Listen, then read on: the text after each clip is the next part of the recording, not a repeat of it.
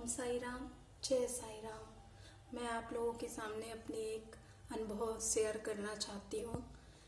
मेरे पापा जो थे मेरे लिए बहुत लड़का ढूंढे, 5 साल लग गया उनको लड़का ढूंढते ढूंढते। हार के मेरे पापा बैठ गए कि अब मैं कहीं भी नहीं जाऊँगा देखने लड़का, जहाँ भी जाता हूँ कोई बात ही नहीं बनती है, मैं वापस आ जाता हूँ। फिर मेरे पापा बहुत परेशान हो गए। फिर उसके बाद दीदी जो थी मेरी शिरडी जा रही थी तो बोली कि चलोगी। मैंने कहा हाँ मुझे भी जाना है। तो मेरे मन में आया मैं यहाँ जाऊँगी, पक्का मेरा पूरा हो जाएगा। और मैं गई। उसके बाद मैं जब लाइन में लगी तो मैंने दूर से जब अंदर गई, इतनी भीड़, मुझे लगा मैं कैसे साईं बाबा के दर्शन कर पाऊंगी, इतनी देर खड़ी हो पाऊंगी।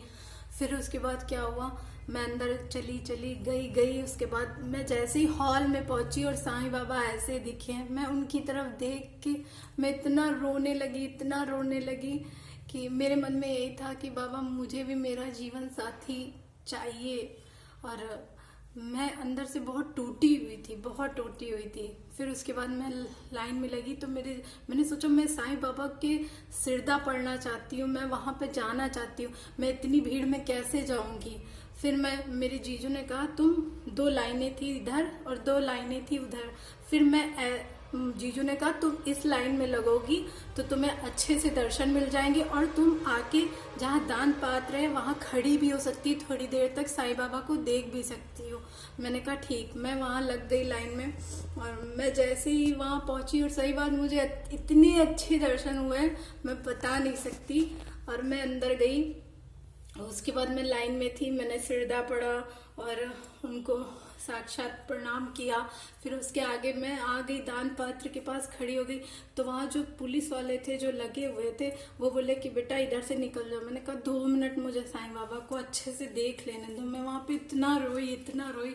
बस मेरे मन में यही शादी की बातें थी कि बाबा मेरे पापा इतना परेशान है, इतना देख रहे हैं, कैसे क्या होगा, अब आप ही पूरा करो। मैंने सब आपके ऊपर छोड़ दिया।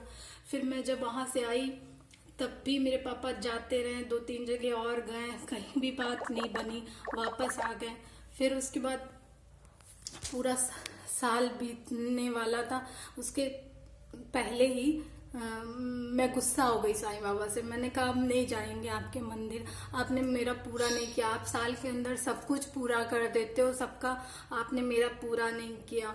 मैं रोने लगी खूब। फिर मैं साईं मंदिर में 5-6 महीने गई नहीं साईं मंदिर। ऐसे मैं बृहस्पति जाती थी साईं मंदिर, घर के पास था थोड़ी सी दूर पे। और फिर मैं नहीं गई, मैं छोड़ दी। मैंने कहा जब पूरा करेंगे तब मैं आपके पास आऊंगी। और मैं उनसे नाराज हो गई। फिर मुझे लगा यार मैं क्यों नाराज हूँ, पर मैं बहुत गुस्सा थी। फिर उसके बाद मई में मेरे पापा ने लड़का देखा और जल्दी मुझे लग रहा था ये भी ऐसे ही हो जाएगा, कुछ बात नहीं बनेगी, ऐसे ही हो जाएगा। और मुझे 1 साल होने भी वाला था कि 6 जून को मैं वापस आई थी शिरडी से। अब 6 जून भी आने वाला है, ये भी बात नहीं बनेगी, पूरा 1 साल निकल गया, क्योंकि सब कहते थे साल के अंदर पूरा हो जाता है। और मेरी दिखाई अचानक उन्होंने 7 तारीख को रख दी। 6 को मैं पिछले साल आई थी शिरडी से और 7 तारीख को मेरी दिखाई रख दी। 1 साल पूरा होने वाला था, मतलब उसके दूसरे दिन।